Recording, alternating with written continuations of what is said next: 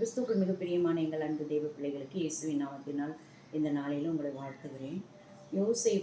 யோசேப்பை ஆண்டவர் ஆசீர்வதிக்கிறார். ஆதியாகமும் 49:22 எப்படியாக சொல்கிறது, யோசேப்பு கனி தரும் கொடி, அவன் நீர் ஓடைகளில் கனி தரும் கொடியாய் இருக்கிறான், அதன் மேல் படரும் சுவர்களில் படரும்.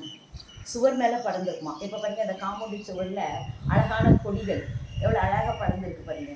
இது கனி கொடுக்குது. அப்போது ஏசப்பா சொல்கிறாரு, இதை என்ன சொல்கிறாருன்னா, நீ கனி கொடுக்குற கொடி, நீ எப்படி இருக்கணுமா, எல்லாருக்கும் ஆசீர்வாதத்தின் கனியாக இருக்க வேண்டும் அப்படிங்கிறார். அப்போது யோசேப்பு இயேசுவோட ஒட்டி இருக்கிறபடினால அவன் அவரோட ஒட்டி இருக்கிறதுனால அழகான கனி கொடுக்குறான். இந்த செடி பூமியில ஒட்டி இருக்கிறபடினால இது முளைத்து அழகாக வேர் விட்டு இது மதில்கள் மேல பாய்கிறது. நாமளும் இயேசுவோடு ஒட்டி இருந்தால் இந்த உலகத்துக்கு மிக ஆசீர்வதிக்கப்பட்டவர்களாக இருப்போம்.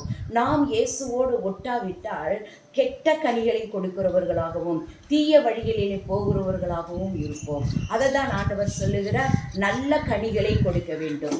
யோசேப்பு கனி கொடுக்கிற திராட்சை செடி, அதே போல நாம் கர்த்தருக்குள் கனி கொடுக்கிற திராட்சை செடியாக இருக்க வேண்டும். அப்பொழுது கர்த்தர் உங்களை ஆசீர்வதிப்பார். கர்த்தர் உங்களை ஆசீர்வதித்து உங்களையும் உங்கள் குடும்பத்தையும் ஆசீர்வதிக்க வேண்டும் என்றால் நீங்கள் கனி கொடுக்கிற திராட்சை கொடியாக இருங்கள். God bless. கர்த்தர் தாமே உங்களை ஆசீர்வதிப்பாராக. ஆமென்.